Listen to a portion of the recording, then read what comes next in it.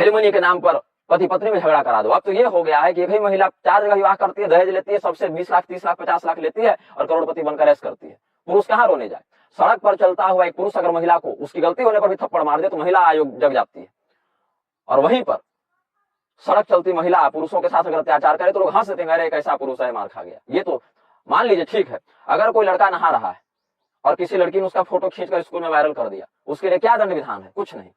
और वही अगर लड़का लड़की का कर देता तो 75 तरह के पोस्को लगाओगे और ये लगाओगे और वो लगाओगे। तो तुम लोग काला कोट पहनकर जो आते हो उससे अच्छा पेटी कोट पहनकर क्यों नहीं आ जाते? जब इस तरह ही स्त्रियों के प्रति स्त्रैण भाव व्यक्त हो गया है, यहाँ तक कि संपूर्ण समाज को तुम पहना दो साड़ी और पेटीकोट, फिर पुरुषों की कोई आवश्यकता ही नहीं है। तो जो भी विधर्मीगण हैं अब वो न्यायपालिका पर ऐसे काबिज हो गए हैं, ऐसा कब्जा कर चुके हैं। प्रशांत भूषण के समय तो तुम लोग को कुछ नहीं हुआ, 1 रुपया देकर आ गया और माना मुंह पर गाली दिया और 1 रुपया देकर आ गया, यही तुम्हारी औकात है, लो। उस समय तो कुछ नहीं कर सके, क्योंकि वकील अगर साथ ना दे तो जज का घर कैसे चले? दोनों का तो साठ गांठ रहती है ना।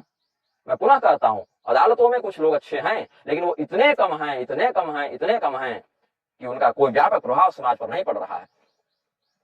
विवाह की उम्र हिंदुओं के लिए पहले 18 वर्ष थी। 2 वर्ष पहले तक 18 वर्ष की कन्या से विवाह कर सकते थे, आज बदल के 21 कर दी गई। आज कानूनन अपराध हो गया।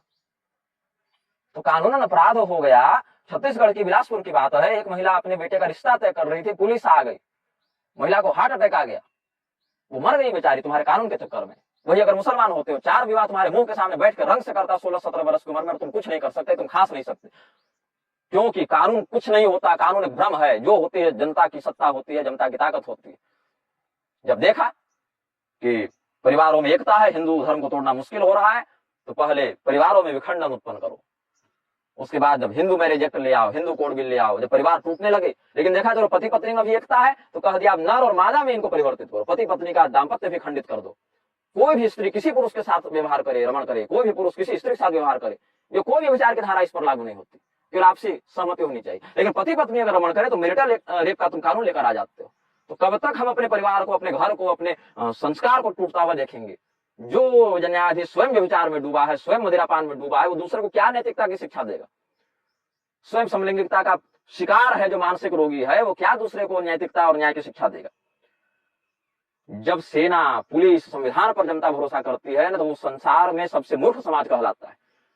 सेना कश्मीर में थी, अन्य राष्ट्रों में भी सेना थी, पुलिस थी, बंगाल में संविधान था, क्या हुआ? ये सब पीछे भाग गए। नहीं, तुम्हारा स्वातंत्र, तुम्हारा आत्मबल, तुम्हारी एकता और तुम्हारे अंदर जो साहस प्रतिष्ठित है वही तुम्हारी रक्षा करेगा। कोई अदालत रक्षा नहीं करेगी उस समय। तो जो अदालत हमारी रक्षा नहीं कर सकती, हम बार बार न्याय के लिए उस अदालत का मुख क्यों देखते हैं?